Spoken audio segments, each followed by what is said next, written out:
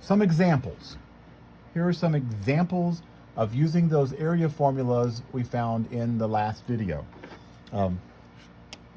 First one up here. It has 4 right angles. It's a rectangle. The area of a rectangle is just the base times the height, or the length times the width, either one.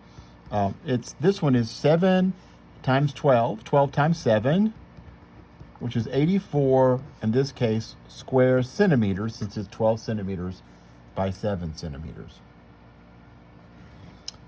Okay, let's look at this one. This one's a trapezoid. And let's say that was the right angle distance across. The area of a trapezoid is 1/2 the sum of the bases, 12 plus 6. The bases are the parallel sides. Add those together, 6 plus 12, times the height.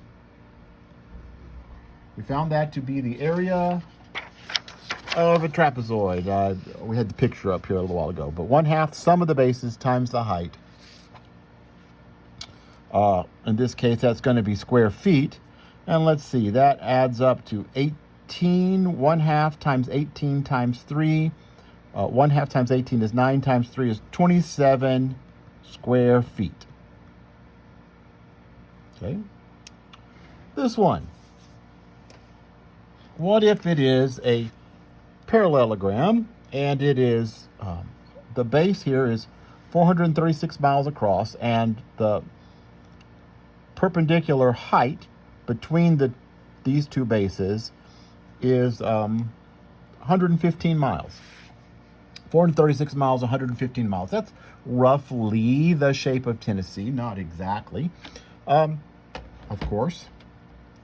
But the area of a parallelogram is a lot like the area of a rectangle. It is base times height. And the base here is 436 miles, and the height is 115 miles.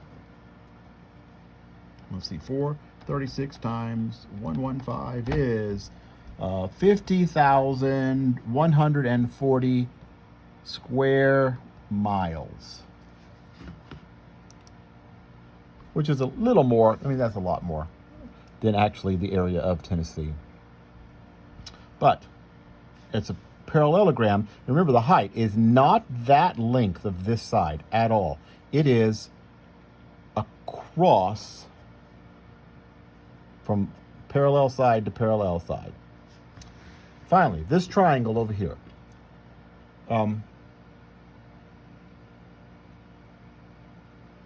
It's a right triangle. It has base 12, and in order to find the area of a triangle, it's 1/2 the base times the height. And this is an example of, we're missing a little bit of information here. We don't have the height. The height would be so there's the base. If I'm calling that one the base, the height could be from here, the other vertex, perpendicular down to here. I don't know that side. In fact, it's the other side of the triangle. The base is not always the other side of the triangle, right? In this triangle, if this were the base, the height would be from this vertex down to the base.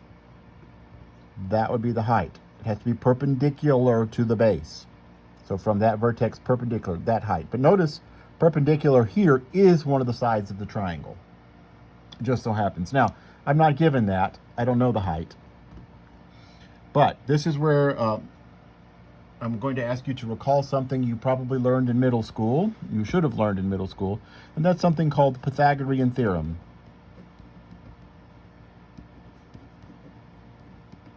If a triangle is a right triangle, the two sides next to the right angle are called the legs. And the side that's not next, the side that's across from the right angle, is called the hypotenuse. And the Pythagorean theorem says if you square the legs and add that together, so square the legs, h squared plus 12 squared, that's going to equal the square of the hypotenuse, 13 squared. So h squared plus 12 squared, that's the two legs, h squared plus 12 squared. Square the legs, add them together, you'll get the square of the hypotenuse. And if I write out these numbers, h squared is 12 squared is 144, 13 squared is 169. So h squared is 25, 169 minus 144. So h must be 5.